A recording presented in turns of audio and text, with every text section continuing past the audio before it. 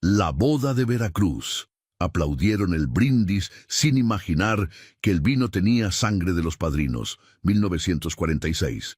El puerto de Veracruz amanecía bajo un cielo color ceniza en aquel octubre de 1946. Las gaviotas graznaban sobre el malecón mientras las olas rompían contra los muelles. En la calle de la Independencia, la casa de los Mendoza se preparaba para la boda más esperada del año. Flores blancas adornaban cada rincón, el aroma de azahares mezclándose con la brisa salada. Catalina Mendoza se miraba en el espejo, ajustándose el velo de encaje que había pertenecido a su abuela. Sus 22 años brillaban en ojos oscuros que reflejaban esperanza y temor. Roberto Salazar, su prometido, era un joven abogado de 30 años que había llegado a Veracruz desde la Ciudad de México hacía 3 años. Trabajaba defendiendo a pescadores y trabajadores portuarios en casos que otros abogados rechazaban, ganándose el respeto de los humildes y la desconfianza de los poderosos. La madre de Catalina, doña Elena, entraba y salía de la habitación con nerviosismo. Había intentado posponer la boda 3 veces en los últimos 2 meses, inventando excusas, pero Catalina se había mantenido firme. Los padrinos de la boda, don Arturo Reyes y su esposa doña Mercedes, habían desaparecido hacía 5 días. La familia había recibido una nota diciéndoles que habían viajado de emergencia a Xalapa por un asunto familiar. La nota prometía que regresarían justo a tiempo para la ceremonia.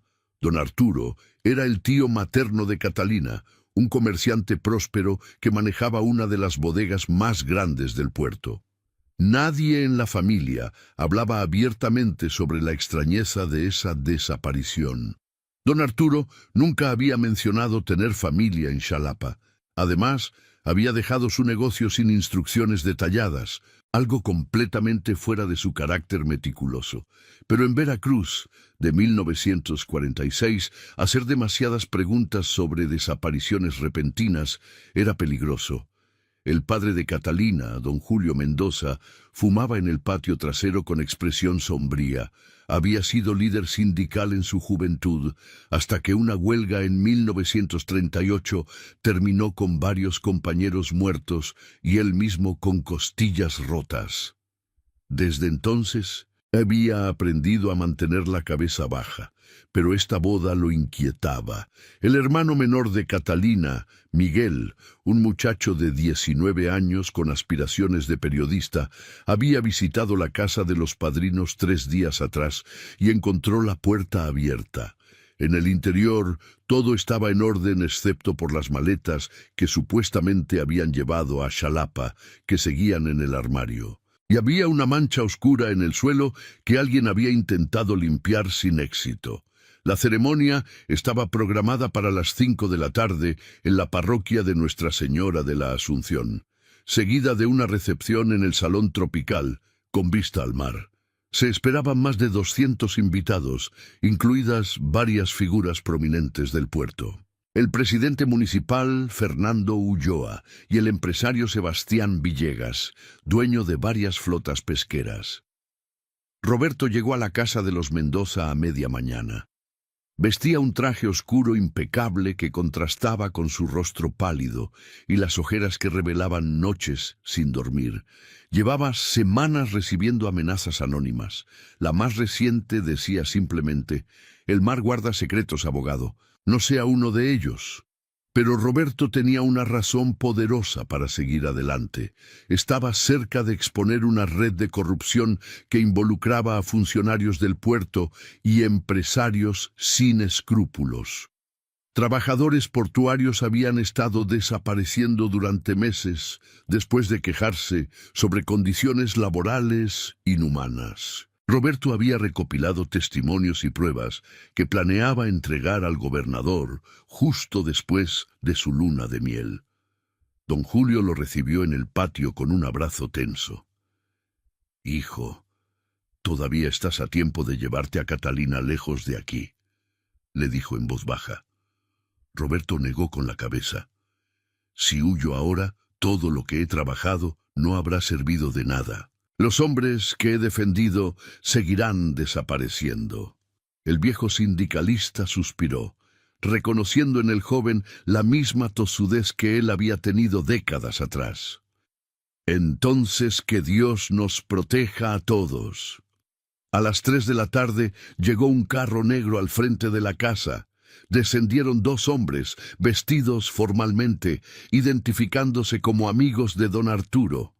El más alto, con bigote negro y ojos fríos, explicó que los padrinos habían sufrido un contratiempo, pero habían enviado todo lo necesario para la boda. Del maletero sacaron una caja elegante con las arras de oro, copas de cristal fino y una botella de vino tinto español sellada con cera roja. Don Arturo nos pidió específicamente que este vino se use para el brindis principal, dijo el hombre del bigote. Dijo que era su manera de estar presente en espíritu.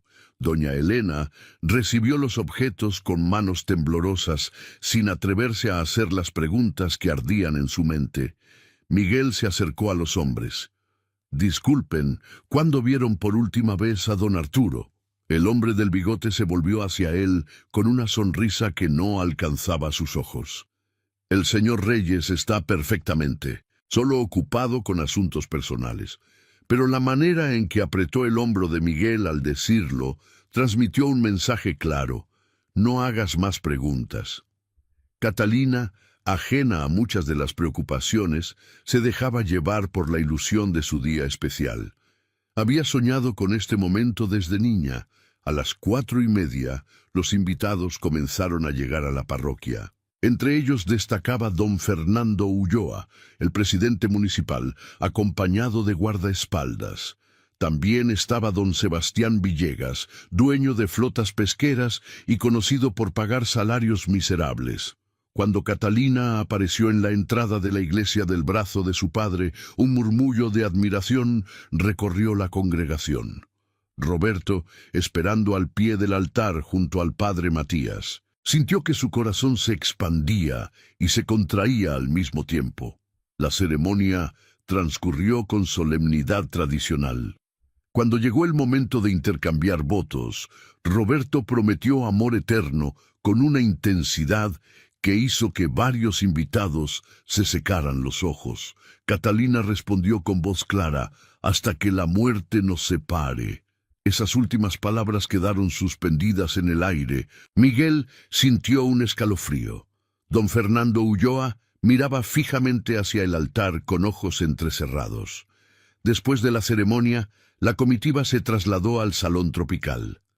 El lugar había sido transformado en un paraíso con flores exóticas y luces de colores. Una banda de música jarocha afinaba sus instrumentos. El sol comenzaba a ponerse sobre el golfo, pintando el cielo de naranjas y púrpuras. Las mesas se llenaron de platillos tradicionales: arroz a la tumbada con mariscos frescos, pescado en escabeche, picadas con salsa, tamales de chipile.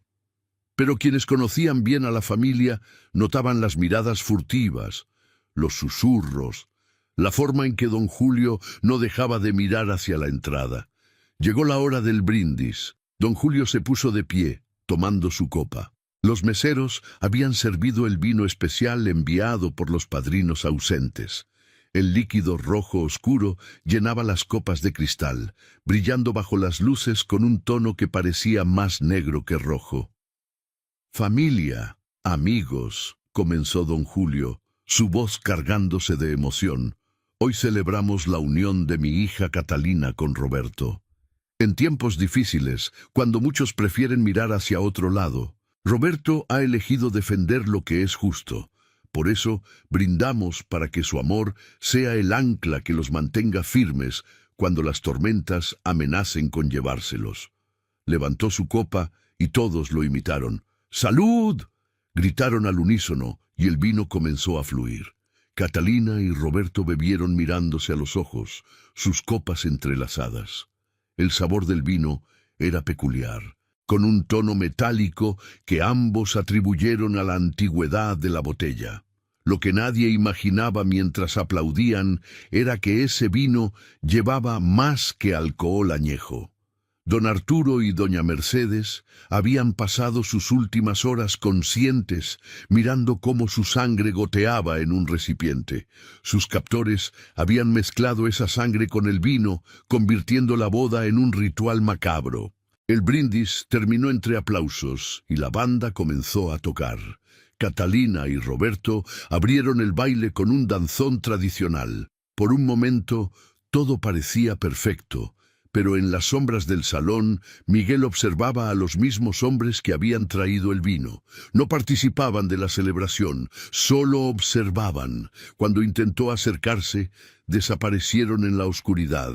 La noche avanzaba con música y baile, pero Miguel no podía deshacerse de la inquietud. Se escabulló del salón y caminó hacia el malecón. Las olas rompían contra las rocas con fuerza.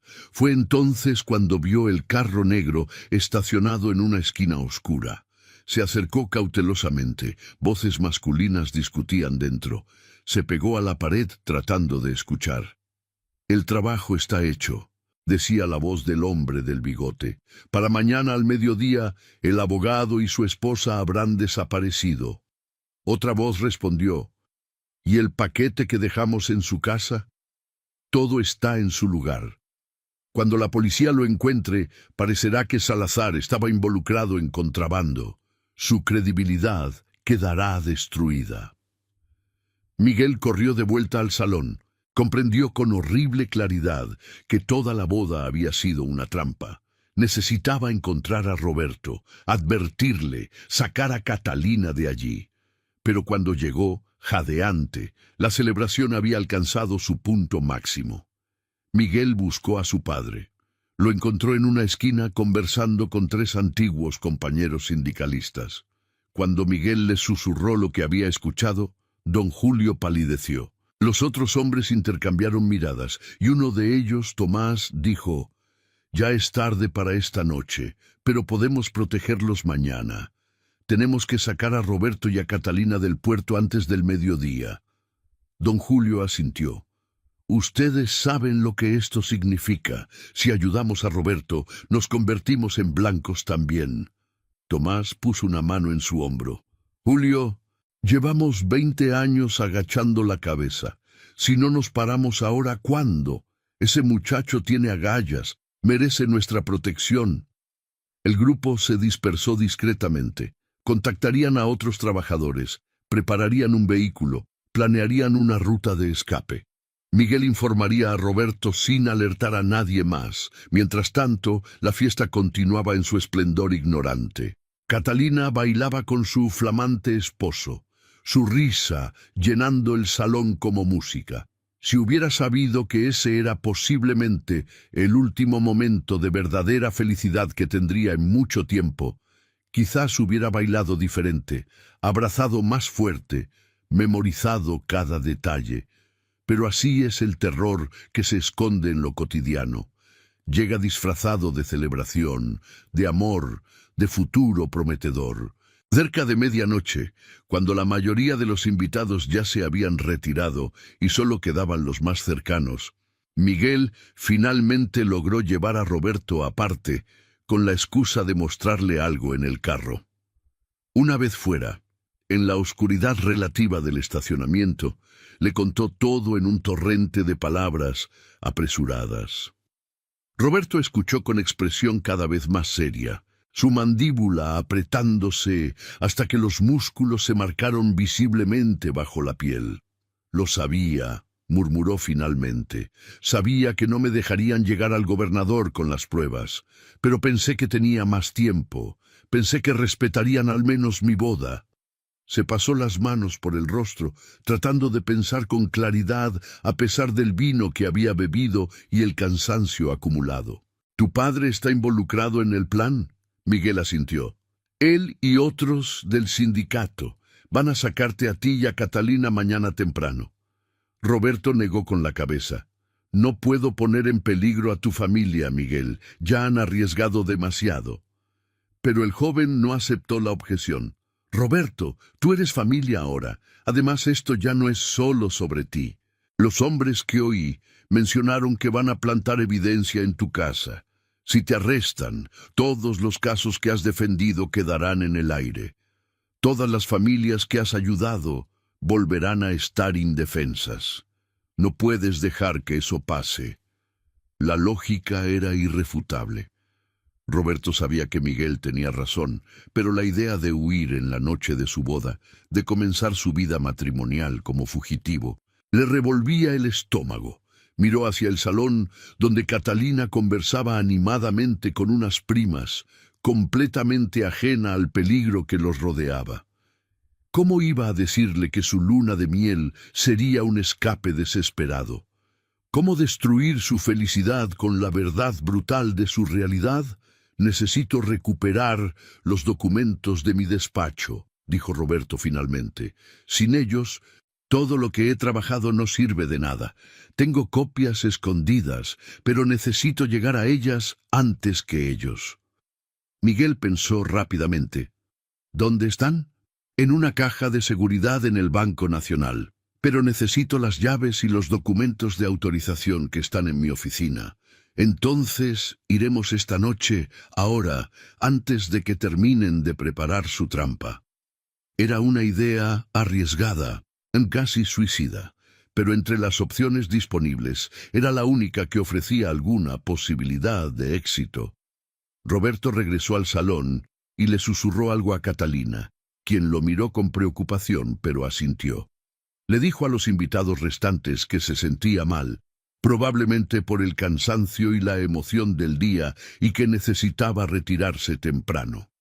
Las despedidas fueron apresuradas pero afectuosas, con los invitados deseándoles una feliz noche de bodas entre guiños cómplices. Don Julio entendió de inmediato que algo había cambiado en los planes cuando vio a Roberto y Miguel salir juntos del salón. Se acercó a ellos en el estacionamiento mientras Catalina recogía su ramo y se despedía de su madre. «¿Qué están haciendo?», preguntó en voz baja y urgente. Roberto le explicó la situación en pocas palabras. El viejo sindicalista maldijo entre dientes, pero asintió. «Iré con ustedes. Tomás también. 4 pares de ojos son mejor que 2».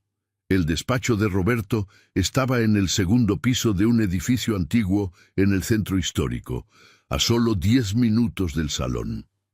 A esa hora de la madrugada, las calles estaban prácticamente desiertas, excepto por algunos borrachos tambaleándose de regreso a casa y un par de policías que patrullaban con desgano. El grupo se movió con rapidez, pero tratando de no llamar la atención. Catalina, todavía con su vestido de novia, había insistido en acompañarlos, rechazando las objeciones de Roberto con una firmeza que no admitía discusión. Cuando llegaron al edificio, encontraron la puerta principal forzada. El corazón de Roberto se hundió. «Ya están aquí», murmuró. Don Julio sacó de su chaqueta una vieja pistola, herencia de sus días de sindicalista combativo. «Quédense atrás», ordenó. Pero Roberto negó con la cabeza. «Es mi oficina, mi responsabilidad. Voy primero». Subieron las escaleras en silencio, cada crujido de la madera sonando como un disparo en la quietud nocturna. La puerta de la oficina de Roberto estaba completamente abierta, luz derramándose hacia el pasillo.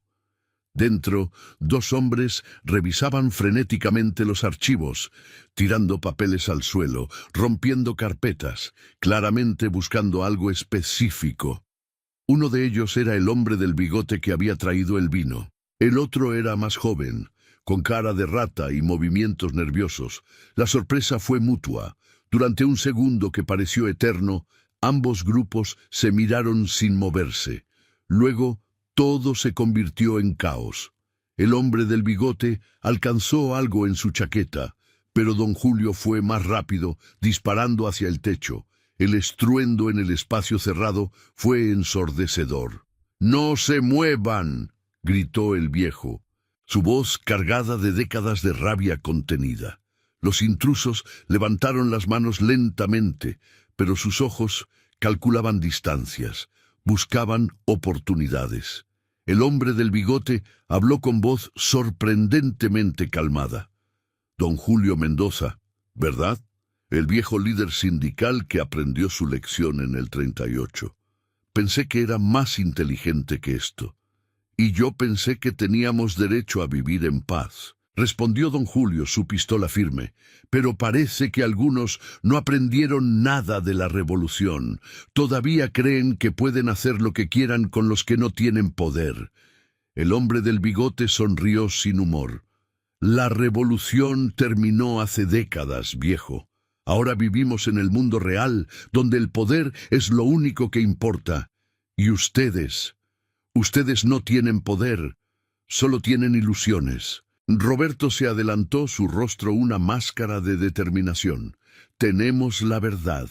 Tengo documentos que prueban todo. Los robos sistemáticos, los desaparecidos, los pagos ilegales, las conexiones con el crimen organizado, todo. El hombre del bigote rió ahora con genuina diversión.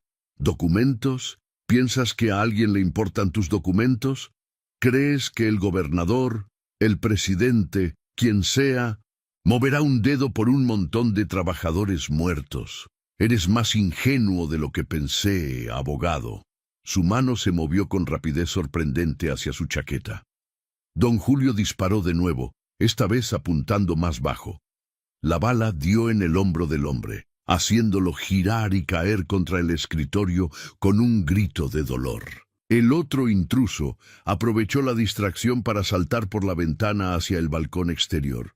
Tomás trató de alcanzarlo, pero el joven era demasiado rápido, desapareciendo en la oscuridad como una sombra. El sonido de sus pasos bajando por la escalera de emergencia se perdió en la distancia. «Se va a avisar a los otros», dijo Tomás con voz grave. «Tenemos minutos, tal vez menos». Roberto se movió rápidamente hacia su escritorio, apartando al hombre herido que gemía agarrándose el hombro. Sacó de un cajón falso que había instalado meses atrás una llave pequeña y un sobre sellado. «Esto es todo lo que necesito», dijo. «La llave es del banco y el sobre tiene los documentos de autorización. Las copias de todas mis pruebas están en la caja de seguridad». Catalina, que había observado todo con expresión de horror creciente, finalmente encontró su voz. «Roberto, ¿qué es todo esto? ¿De qué están hablando? ¿Qué pruebas? ¿Qué peligro?» Roberto se acercó a ella y tomó sus manos, mirándola directamente a los ojos. «Mi amor, te prometí honestidad siempre. La verdad es que te he estado investigando crímenes que involucran a gente muy poderosa del puerto. He estado ayudando a trabajadores que han sido robados, amenazados, incluso asesinados, y ahora esas mismas personas poderosas quieren silenciarme. Por eso los padrinos desaparecieron, por eso enviaron ese vino. Todo era parte de su plan para destruirme». Las lágrimas comenzaron a correr por las mejillas de Catalina, pero no apartó la mirada. «¿Y tú lo sabías? ¿Sabías que estábamos en peligro y aún así hiciste que siguiéramos con la boda?» Su voz temblaba entre la ira y el miedo. Roberto apretó sus manos con más fuerza. «Pensé que tenía más tiempo. Pensé que respetarían este día. Estaba equivocado, y lo siento. Pero ahora necesito que seas fuerte, Catalina. Necesito que confíes en mí. Podemos salir de esto, pero tenemos que movernos rápido». El hombre del bigote, todavía sangrando en el suelo, soltó una risa ronca. «Es demasiado tarde, abogado. Ya bebieron el vino, ya están marcados. No importa a dónde huyan, los encontraremos. Y cuando lo hagamos...» No terminó la frase, pero la amenaza implícita flotó en el aire como humo venenoso. Miguel se arrodilló junto al hombre herido con su libreta en mano. «¿Qué hicieron con don Arturo y doña Mercedes? ¿Dónde están?» El hombre escupió hacia un lado, manchando el suelo con sangre mezclada con saliva. «Donde todos los que hacen demasiadas preguntas terminan, muchacho. En el fondo del mar, alimentando a los peces». La confirmación de lo que Miguel había temido golpeó como un puñetazo. Los padrinos estaban muertos, asesinados por saber demasiado o simplemente por estar demasiado cerca de Roberto. Don Julio tomó el control de la situación con la autoridad de alguien acostumbrado a liderar. No podemos quedarnos aquí. Tomás, ayúdame a atar a este desgraciado. Miguel, baja y verifica que el camino esté despejado. Roberto, Catalina, prepárense para correr si es necesario. Se movieron con eficiencia nacida de la urgencia. El hombre del bigote fue amarrado y amordazado, dejándolo en un rincón de la oficina. No llamarían a la policía, no cuando la policía probablemente estaba involucrada en la conspiración.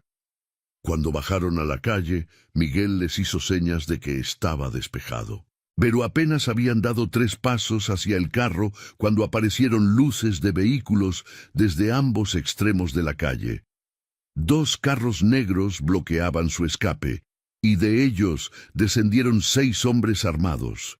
En el centro estaba don Sebastián Villegas, el dueño de las flotas pesqueras, con una sonrisa satisfecha en su rostro redondo. «Abogado Salazar», dijo Villegas con voz melosa, «qué decepción me da encontrarlo aquí a estas horas, en su noche de bodas. Deberían estar celebrando su amor, no metiendo sus narices donde no los llaman». Roberto se interpuso entre Catalina y los hombres armados, su cuerpo tenso como un arco. «Villegas, debí imaginar que estarías detrás de todo esto. Los trabajadores desaparecidos eran tuyos, ¿verdad? Los que se quejaban de las condiciones inhumanas en tus barcos». Villegas se encogió de hombros con despreocupación estudiada. «Los negocios requieren eficiencia, abogado. No puedo tener empleados problemáticos arruinando mi productividad. Además, en Veracruz hay cientos de hombres desesperados por trabajar. Si algunos desaparecen, siempre hay más para reemplazarlos». Su frialdad al hablar de vidas humanas como piezas reemplazables era más aterradora que cualquier amenaza directa. Don Julio dio un paso adelante, su pistola todavía en mano, aunque sabía que contra 6 rifles no tenía ninguna posibilidad. «Sebastián, conozco a tu padre. Era un buen hombre, un hombre honesto. Se estaría revolcando en su tumba si viera en qué te has convertido». Villegas perdió su sonrisa. «Mi padre era un tonto que murió pobre mientras otros se enriquecían. Yo aprendí de sus errores. En este mundo, o comes o te comen». La tensión en la calle era palpable, como electricidad antes de un rayo. Los hombres armados esperaban una señal de Villegas, sus dedos cerca de los gatillos.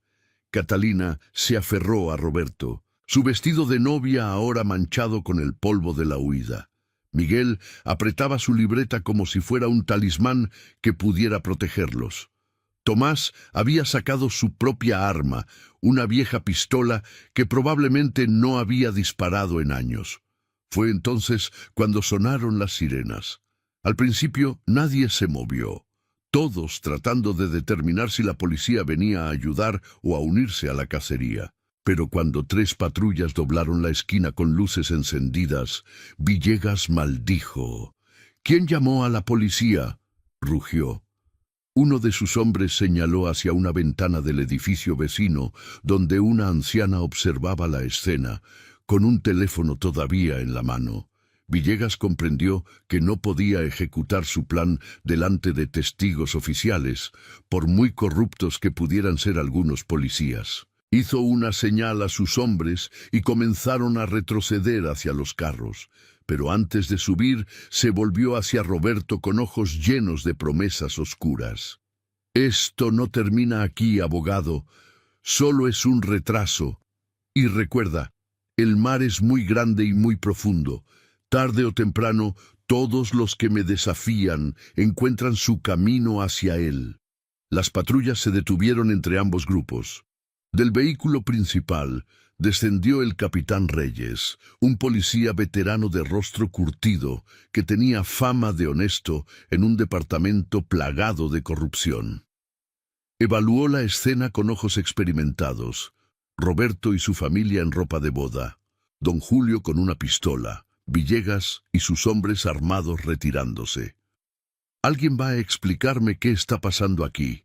Me preguntó con voz cansada, de alguien que ha visto demasiadas noches como esta. Roberto tomó una decisión en ese instante. O confiaba en el sistema de justicia que había jurado defender, o se convertía en un fugitivo para siempre. Capitán Reyes, tengo información sobre múltiples crímenes, asesinatos, corrupción, desapariciones forzadas. Estoy dispuesto a declarar formalmente, pero necesito garantías de protección para mi familia.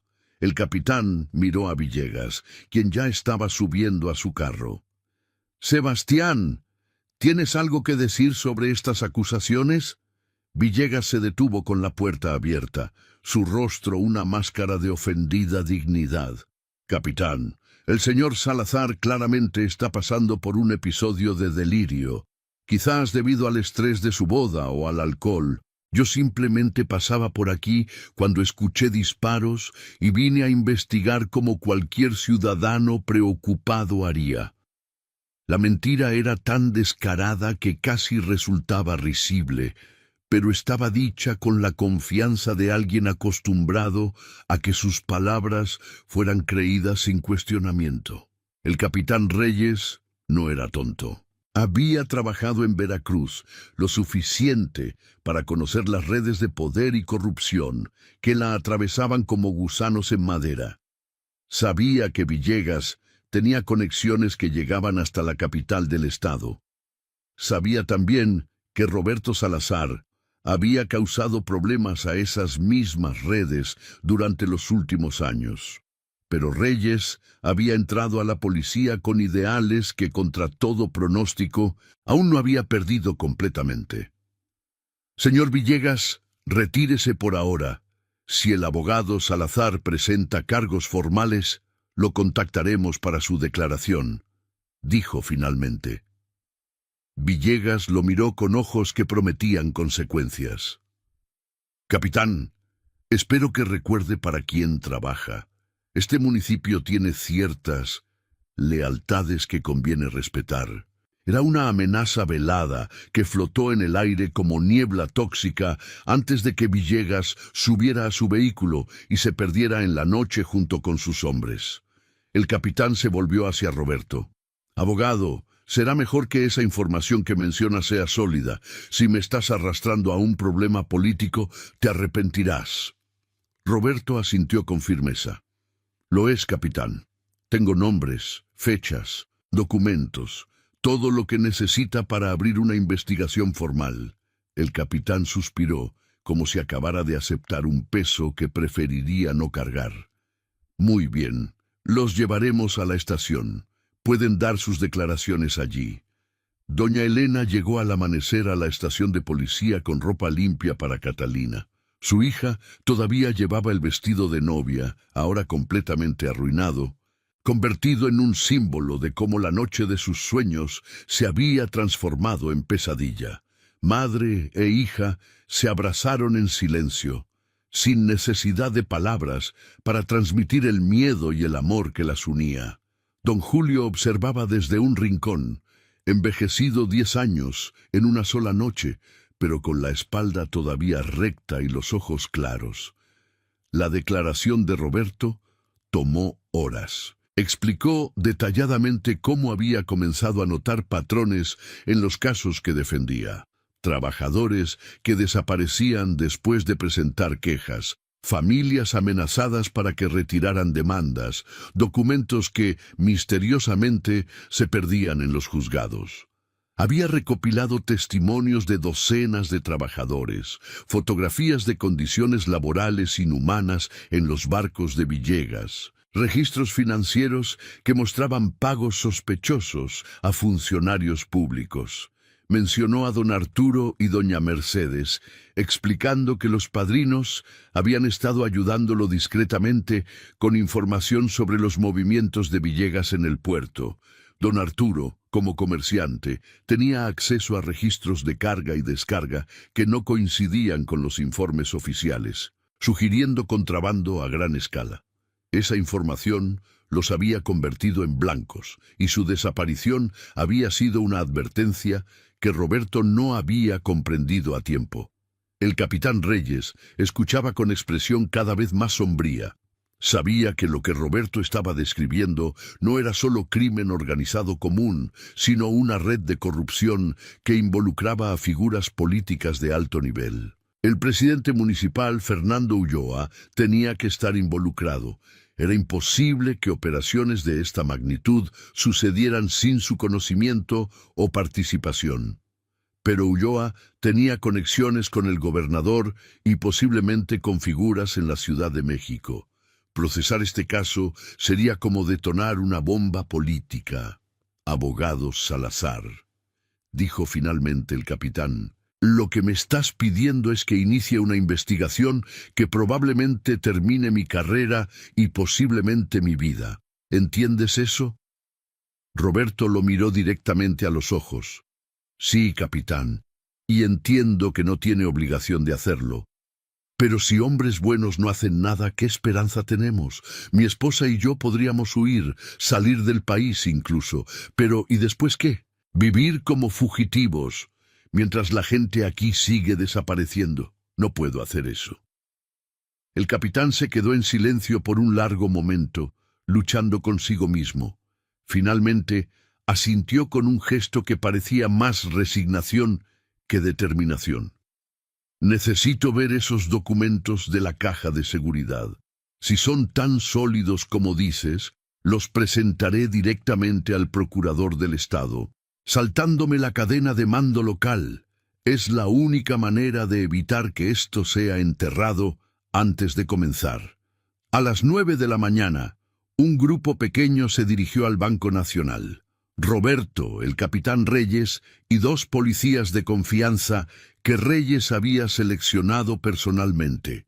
Catalina se quedó en la estación bajo protección, junto con su familia. El banco acababa de abrir y había pocos clientes. Roberto presentó sus documentos de identificación y la llave de la caja de seguridad. La empleada, una mujer de mediana edad con gafas, los guió hacia la sala de cajas de seguridad en el sótano. La caja contenía años de trabajo meticuloso, fotografías, testimonios firmados y notariados, copias de registros financieros obtenidos legalmente a través de solicitudes de información, grabaciones de conversaciones donde trabajadores describían las condiciones inhumanas en los barcos de Villegas. También había un cuaderno donde Roberto había documentado cada amenaza recibida, cada caso sospechoso, cada conexión que había podido establecer entre Villegas, Ulloa y otros. El capitán Reyes revisó los documentos con creciente asombro y horror. Era incluso peor de lo que había imaginado. No se trataba solo de robos y condiciones laborales deficientes. Había evidencia de asesinatos, de cuerpos arrojados al mar con pesos atados a los pies, de sobornos sistemáticos que llegaban hasta jueces federales. Era una maquinaria de explotación y muerte perfectamente aceitada que había operado durante años bajo la fachada de negocios legítimos.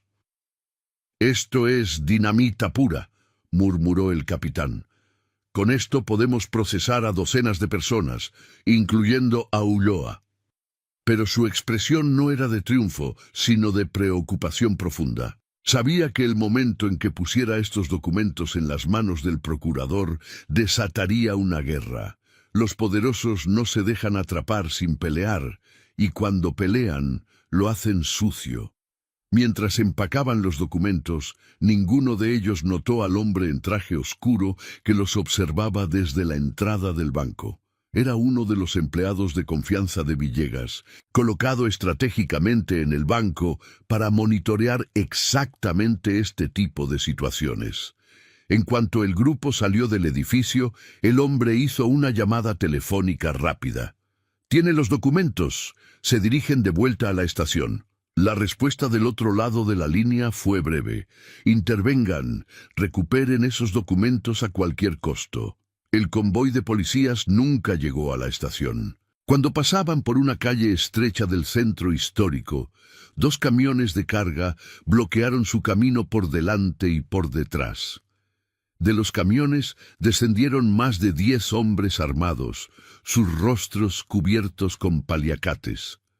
No hubo negociación ni advertencia, simplemente comenzaron a disparar. Los dos policías que acompañaban a Reyes y Roberto reaccionaron con entrenamiento, sacando sus armas y devolviendo el fuego mientras gritaban por la radio pidiendo refuerzos, pero estaban terriblemente superados en número. El tiroteo duró menos de 3 minutos, pero pareció una eternidad.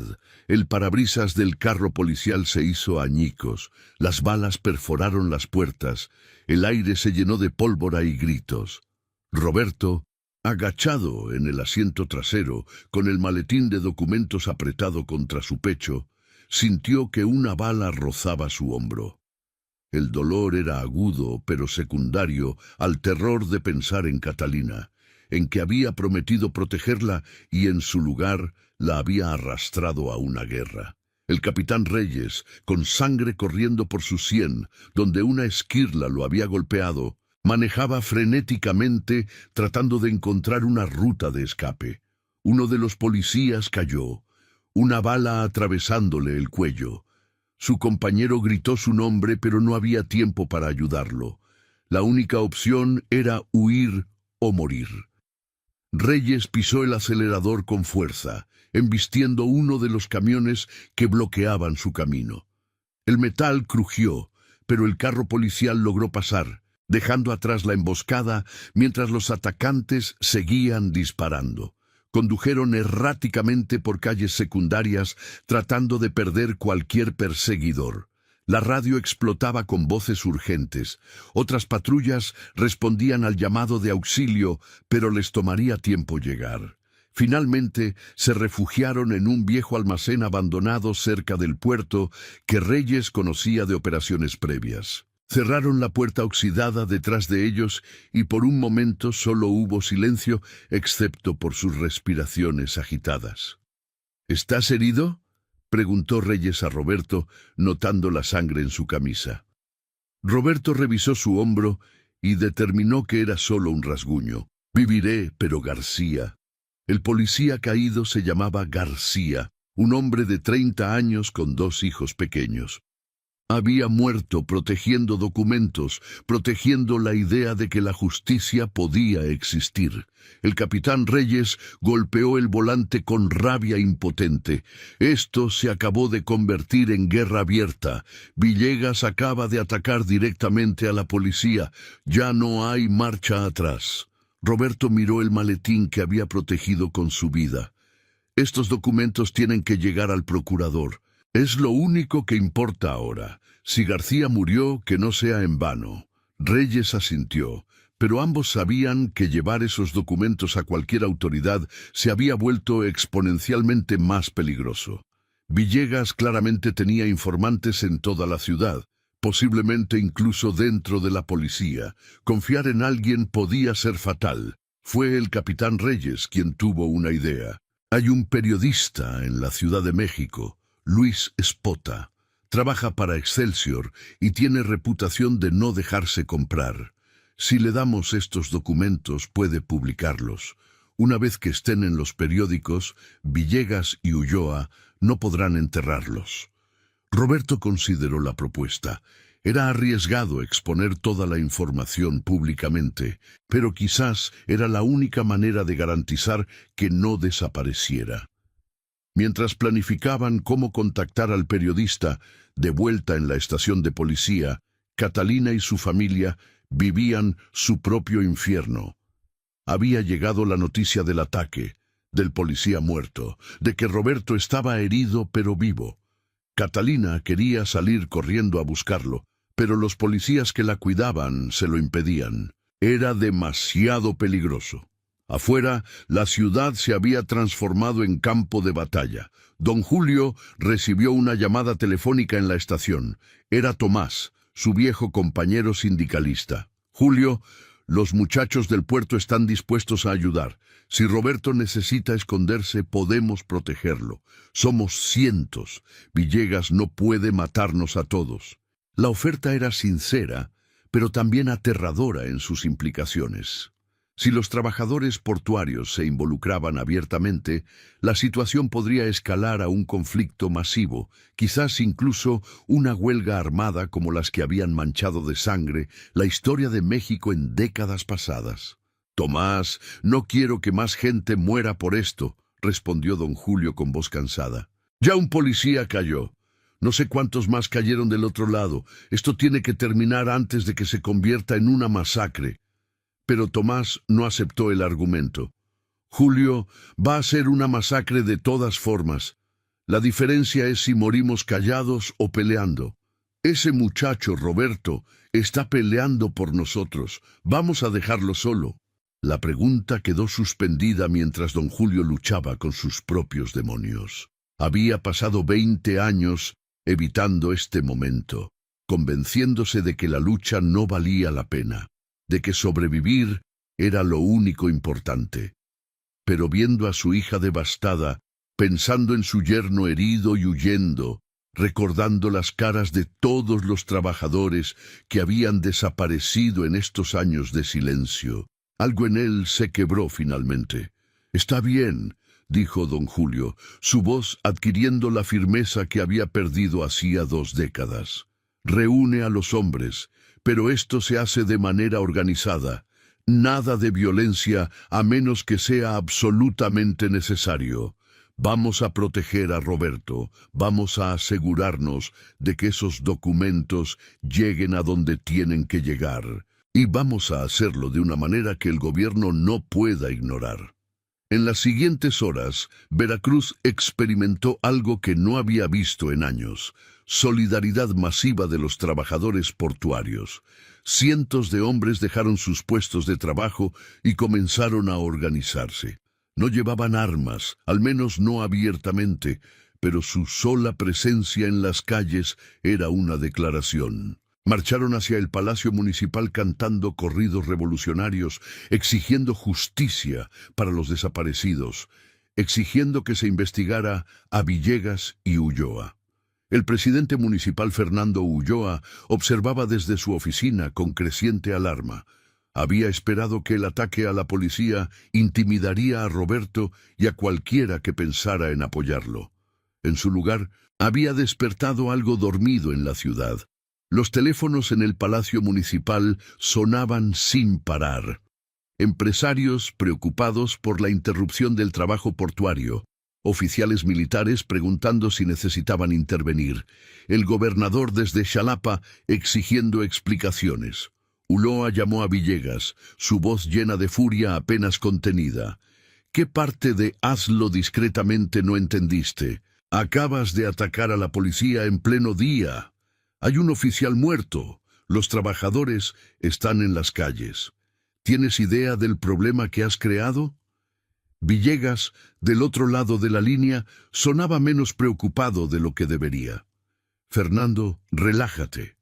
Es solo una situación temporal. Los trabajadores se cansarán, siempre lo hacen, y el abogado seguirá huyendo hasta que lo encontremos».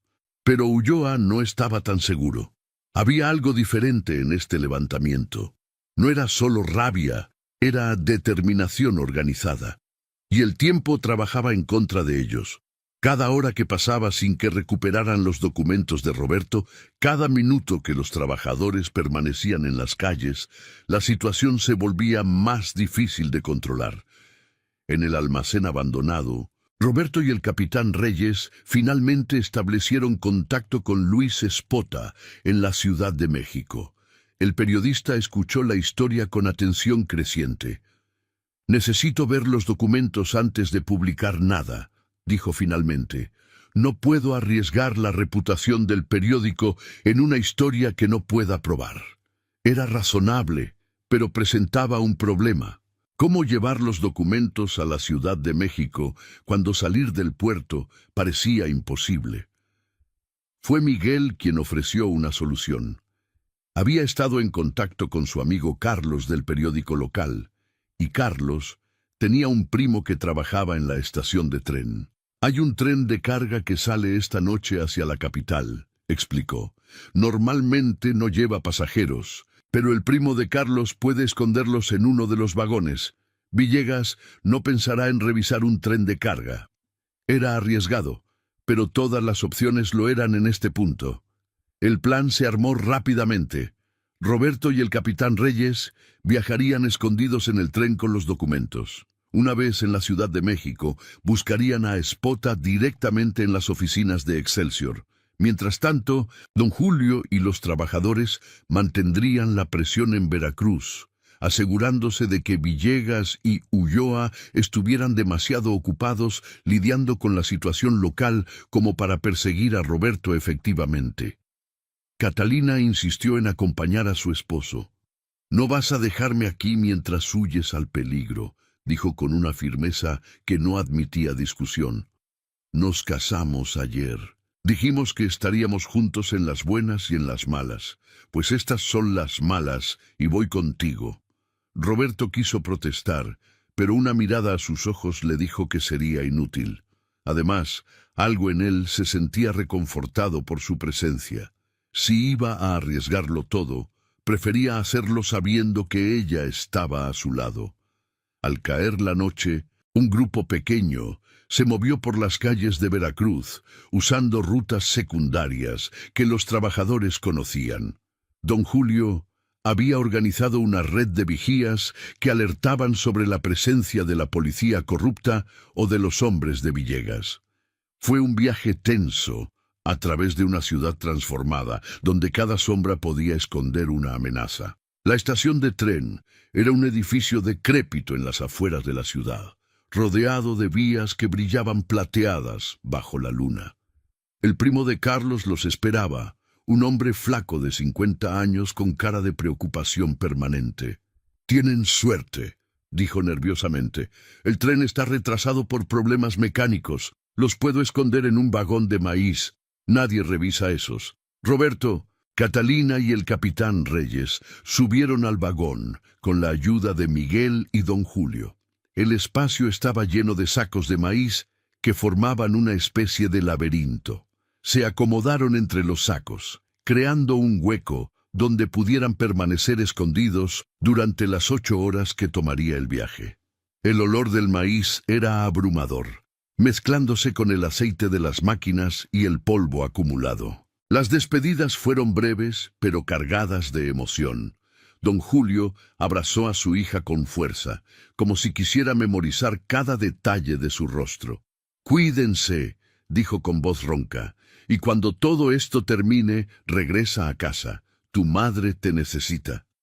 Catalina asintió, lágrimas corriendo por sus mejillas. Miguel abrazó a Roberto como a un hermano. «No dejes que esto sea en vano», susurró. «Haz que importe». El tren comenzó a moverse con un chirrido de metal contra metal. Roberto y Catalina, escondidos entre sacos de maíz en su noche de bodas retrasada, se tomaron de las manos en la oscuridad. No era como habían imaginado comenzar su vida juntos, pero era su realidad, y en medio del miedo y la incertidumbre encontraron un momento de quietud, de conexión que trascendía las circunstancias. «¿Te arrepientes?», preguntó Roberto en voz baja. Catalina tardó un momento en responder, considerando honestamente la pregunta. «No me arrepiento de casarme contigo», dijo finalmente. «Me arrepiento de que el mundo sea tan cruel, que casarse con alguien que lucha por la justicia pueda ser peligroso. Pero no, Roberto, no me arrepiento. El viaje fue largo e incómodo. El tren se detenía frecuentemente en pequeñas estaciones, y cada vez que lo hacía, los tres se quedaban completamente inmóviles, apenas respirando, temiendo que alguien decidiera revisar los vagones. En una de estas paradas, escucharon voces afuera, hombres discutiendo sobre un abogado fugitivo y una recompensa. El corazón de Roberto latió tan fuerte que pensó que lo escucharían. Pero el tren finalmente se puso en marcha de nuevo, dejando atrás las voces y el peligro inmediato. Horas más tarde, cuando el sol comenzaba a pintar el cielo de rosa y oro, llegaron a la Ciudad de México. Era una metrópolis caótica comparada con Veracruz, con millones de habitantes y una energía frenética que contrastaba con el ritmo más lento del puerto. Descendieron del tren con cuidado, esperando hasta que el personal de la estación estuviera distraído. El capitán Reyes, que conocía la capital de sus años de entrenamiento policial, los guió a través de calles atestadas hacia las oficinas de Excelsior. El periódico estaba en el centro histórico, un edificio imponente que irradiaba la importancia de su rol como uno de los principales medios del país. Luis Espota los recibió en su oficina, un espacio lleno de papeles, máquinas de escribir y el olor omnipresente de tinta y tabaco. Era un hombre de 40 años, con cabello cuidadosamente peinado y ojos que evaluaban todo con intensidad de periodista experimentado. Escuchó la historia completa mientras revisaba los documentos que Roberto había traído, haciendo preguntas precisas, verificando detalles, tomando notas. Después de 3 horas de revisión exhaustiva, Spota se reclinó en su silla con expresión grave. «Esto es enorme», dijo simplemente. «Si publico esto, no solo van a caer Villegas y Ulloa. Esto va a sacudir todo el sistema político de Veracruz, posiblemente más allá». Roberto asintió. «Lo sé, por eso necesito que lo publique, no como rumor o especulación, sino con todas las pruebas, para que no puedan enterrarlo». Espota consideró las implicaciones. Publicar esta historia lo convertiría en enemigo de gente muy poderosa, pero también era el tipo de periodismo por el que había entrado a esta profesión, exponer la verdad sin importar qué tan incómoda fuera. «Lo voy a hacer», dijo finalmente, «pero necesito 2 días para verificar algunos detalles adicionales y preparar el artículo correctamente. ¿Pueden mantenerse escondidos ese tiempo?» El capitán Reyes conocía un lugar, la casa de un viejo compañero de academia que se había retirado del servicio y ahora vivía tranquilamente en un barrio suburbano. Los llevó allí y su amigo, un ex policía llamado Martínez, los recibió sin hacer preguntas. Le bastó ver la expresión de Reyes para comprender que estaban en problemas serios. Durante los siguientes 2 días vivieron en una especie de limbo. Sabían que en Veracruz la situación continuaba escalando. Don Julio llamaba cuando podía desde teléfonos públicos para dar actualizaciones. Los trabajadores portuarios habían paralizado completamente las operaciones del puerto. El gobernador había enviado tropas para mantener el orden, pero los soldados no sabían de qué lado estar. Con los trabajadores que exigían justicia o con los empresarios que los empleaban. Villegas estaba desesperado. Había enviado hombres a la Ciudad de México para buscar a Roberto, pero en una metrópolis de millones, encontrar a 3 personas escondidas era como buscar agujas en un pajar. Ulloa, mientras tanto, enfrentaba una crisis política. Diputados locales exigían investigaciones. El gobernador lo había llamado para un informe urgente que ambos sabían era el primer paso hacia su remoción. La mañana del tercer día, el artículo de Luis Espota apareció en la primera página de Excelsior.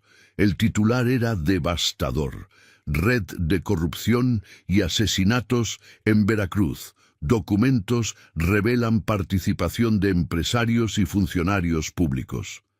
El artículo era meticuloso, presentando las pruebas de Roberto con claridad periodística implacable. Nombraba nombres, citaba documentos, incluía testimonios. La reacción fue inmediata y masiva. Otros periódicos recogieron la historia, estaciones de radio la discutían. En el Congreso, diputados de oposición exigieron investigaciones federales. El presidente alemán Valdés, preocupado por cómo esta historia podía manchar su administración, ordenó a la Procuraduría General que interviniera directamente. En Veracruz, don Julio leyó el periódico rodeado de trabajadores en el malecón. Cuando terminó, hubo un momento de silencio antes de que alguien comenzara a aplaudir.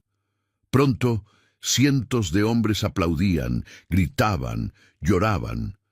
Finalmente, después de años de miedo y silencio, su historia estaba siendo contada. Los desaparecidos tenían nombres, los crímenes tenían testigos.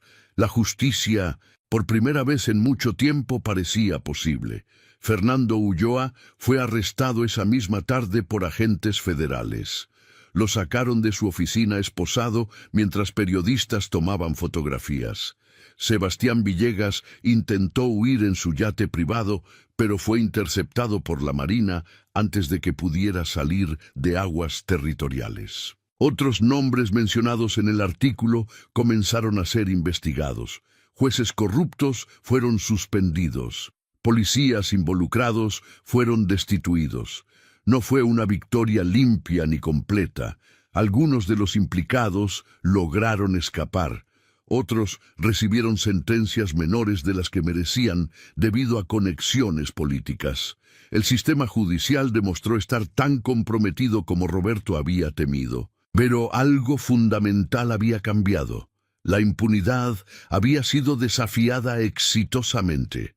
Los poderosos habían aprendido que, al menos algunas veces, había consecuencias. Don Arturo Reyes y doña Mercedes fueron encontrados 2 semanas después.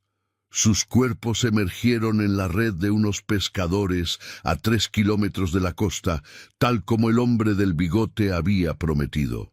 Habían sido asesinados con brutalidad antes de ser arrojados al mar. Sus funerales fueron masivos, con miles de veracruzanos rindiendo homenaje a 2 personas que habían pagado el precio máximo por ayudar a buscar justicia. Roberto y Catalina regresaron a Veracruz un mes después, cuando las autoridades federales garantizaron su seguridad. El puerto los recibió como héroes. Pero ellos no se sentían así. Pensaban en García, el policía muerto.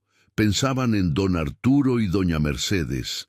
Pensaban en todos los trabajadores que habían desaparecido antes de que pudieran detener la máquina de muerte. Su apartamento había sido vandalizado durante su ausencia, destrozado por sicarios de Villegas, buscando cualquier cosa que pudiera comprometerlos más. Pero la comunidad se organizó para ayudarlos a reconstruir. Trabajadores que Roberto había defendido llegaban con muebles, con comida, con su tiempo y su fuerza. En pocas semanas, el apartamento no solo estaba reparado, sino mejorado. Roberto retomó su práctica legal, ahora con una oficina más grande y varios asistentes jóvenes inspirados por su valentía. Se especializó en defender los derechos de los trabajadores, convirtiéndose en una voz poderosa contra la explotación. Catalina, quien había estudiado enfermería antes de casarse, abrió una pequeña clínica en La Huaca, el barrio más pobre del puerto, ofreciendo atención médica gratuita o a bajo costo. Don Julio nunca volvió a ser el mismo. La experiencia lo había transformado, despertando en él al líder sindical que había sido en su juventud. Ayudó a reorganizar el sindicato portuario, esta vez con estructuras más democráticas y transparentes. No vivió para ver todos los cambios que su trabajo inspiró, muriendo de un ataque al corazón 5 años después, pero murió sabiendo que había recuperado su dignidad. Miguel sí se convirtió en periodista, trabajando primero en Veracruz, y luego trasladándose a la Ciudad de México, donde eventualmente se haría conocido por sus reportajes investigativos sobre corrupción y derechos humanos. Nunca olvidó esa noche de bodas transformada en huida desesperada, y usó esa memoria para alimentar su compromiso con la verdad. El capitán Reyes fue ascendido a comandante, y se le encargó limpiar la corrupción dentro del Departamento de Policía de Veracruz. Era una tarea titánica que consumiría el resto de su carrera, pero la enfrentó con la misma determinación que había mostrado aquella noche cuando decidió creer en Roberto. Luis Espota ganó el Premio Nacional de Periodismo por su artículo y la serie de seguimiento que publicó en los meses siguientes. Pero más importante que cualquier premio, su trabajo había demostrado el poder del periodismo para cambiar realidades. Inspiró a una generación de periodistas mexicanos a no tener miedo de exponer a los poderosos. Años más tarde, cuando Catalina y Roberto celebraban su 10º aniversario de bodas, rodeados de sus 3 hijos, en una casa modesta pero llena de amor, en las afueras de Veracruz, reflexionaban sobre aquella noche que había cambiado todo. La boda más esperada del año se había convertido en la más recordada, pero no por las razones que habían imaginado. ¿Sabes qué es lo más extraño?, dijo Catalina una noche mientras observaban el atardecer desde su terraza. Que en cierto modo, esa noche terrible nos dio algo que pocas parejas tienen: la certeza absoluta de que podemos enfrentar cualquier cosa juntos. Roberto la abrazó asintiendo, y nos mostró que el cambio es posible, aunque el precio sea alto, que la gente común puede resistir a los poderosos cuando se une. El vino con sangre de los padrinos se había convertido en leyenda en Veracruz, una historia que las abuelas contaban a los nietos como advertencia e inspiración. Advertencia sobre la crueldad de los poderosos, inspiración sobre la valentía de los que resisten. En los bares del malecón, los pescadores todavía brindaban en memoria de don Arturo y doña Mercedes, los padrinos que pagaron con su vida por defender a otros. El salón tropical cerró después de los eventos de aquella noche, pero el edificio permanecía como recordatorio. Eventualmente fue convertido en un centro comunitario dedicado a la memoria de los desaparecidos de Veracruz, con placas que nombraban a cada víctima conocida de la red de corrupción y violencia que Roberto había ayudado a exponer. Fernando Ulloa murió en prisión 3 años después de su arresto, oficialmente de causas naturales, aunque rumores sugerían que había sido envenenado por socios que temían que pudiera hablar demasiado. Sebastián Villegas cumplió 15 años de una sentencia de 30 antes de ser liberado por buena conducta. Salió del penitenciario un hombre quebrado, su imperio financiero desmantelado, su nombre sinónimo de crueldad y codicia. Pero más importante que el destino de los villanos fue el cambio que sus caídas inspiraron. Las condiciones laborales en el puerto mejoraron gradualmente. Se implementaron nuevas regulaciones, se crearon mecanismos de denuncia protegidos. No fue perfecto y la corrupción nunca desapareció completamente, pero había mejorado significativamente. La historia de la boda de Veracruz se contaba de diferentes maneras dependiendo de quién la narrara. Para algunos era una historia de terror sobre cómo el poder puede corromper y destruir. Para otros era una historia de amor sobre una pareja que enfrentó lo peor que el mundo podía ofrecer y sobrevivió juntos.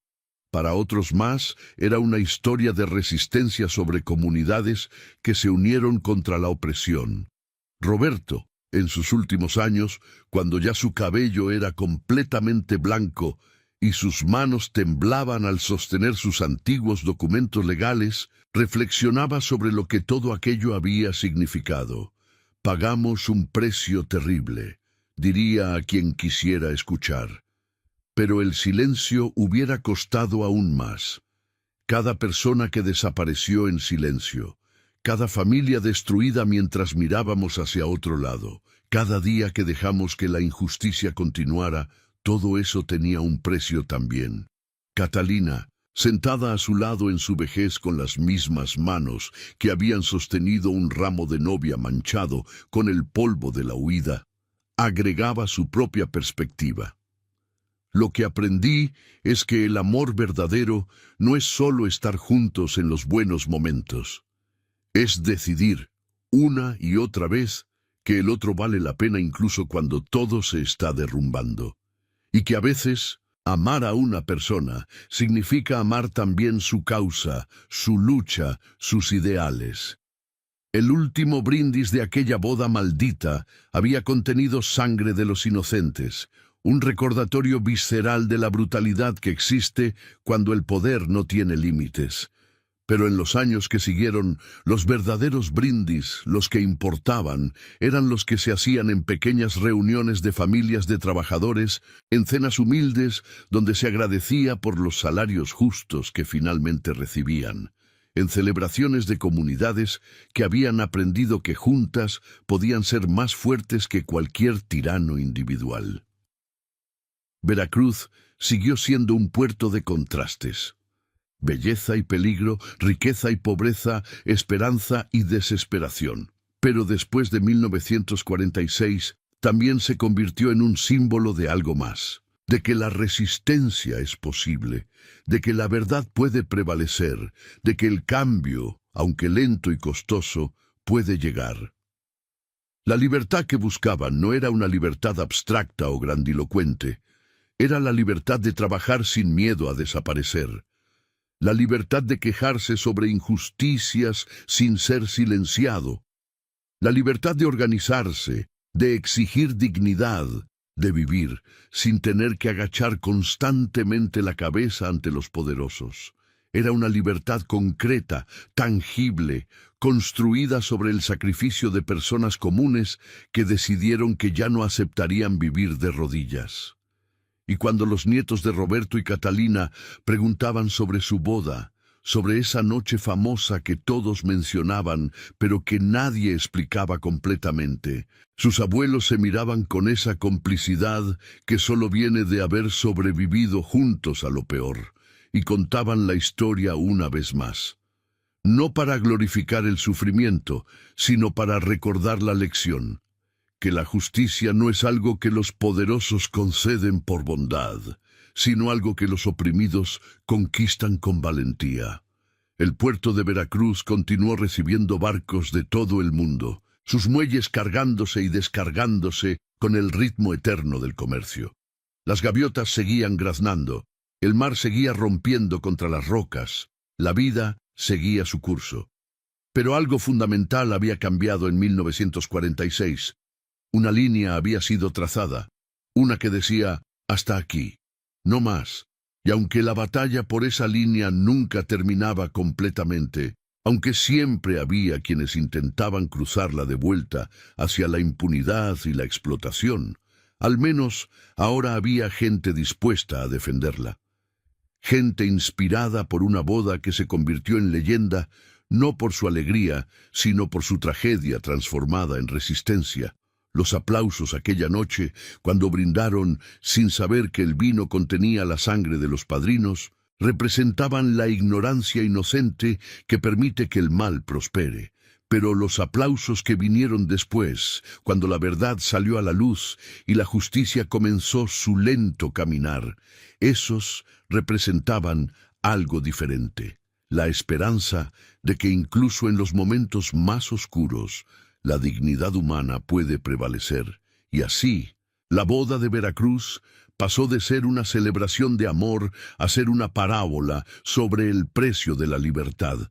No la libertad como concepto abstracto celebrado en discursos patrióticos, sino la libertad como experiencia vivida de poder decir la verdad, de poder defender lo justo, de poder vivir sin miedo.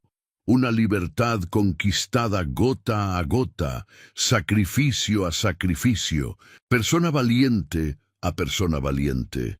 El legado de aquella noche perduraría por generaciones, recordándole a cada nueva generación de veracruzanos que tienen el poder de resistir, que tienen el derecho de exigir justicia, y que el cambio, aunque difícil y doloroso, siempre es posible cuando la gente común encuentra el coraje extraordinario de decir, basta.